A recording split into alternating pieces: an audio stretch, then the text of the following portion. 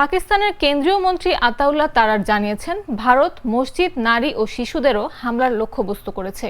তারার বলেন, পাকিস্তান 5টি ভারতীয় বিমান ও একটি ড্রোন ভূপাতিত করেছে। পাশাপাশি পাকিস্তান সেনাবাহিনী বেশ কয়েকটি শত্রু ঘাঁটিও ধ্বংস করেছে।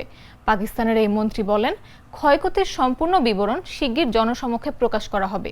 এর আগে সংবাদ মাধ্যম এনডিটিভির এক প্রতিবেদনে বলা হয়েছে, পাকিস্তানের 9টি স্থানে যথাযথভাবে হামলা চালানো হয়েছে। ভারত জানিয়েছে, দেশটির সশস্ত্র বাহিনী অপারেশন সিন্দুর শুরু করেছে। এর আওতায় পাকিস্তান ও পাকিস্তান নিয়ন্ত্রিত জম্মু ও কাশ্মীরের 9টি স্থাপনায় হামলা চালানো হয়েছে। তবে দেশটির এই হামলাকে লজ্জাজনক বলেছেন মার্কিন প্রেসিডেন্ট ডোনাল্ড ট্রাম্প। দুই দেশের মধ্যে চলমান সংকট প্রসঙ্গে সাংবাদিকদের এক প্রশ্নের জবাবে তিনি একথা বলেন।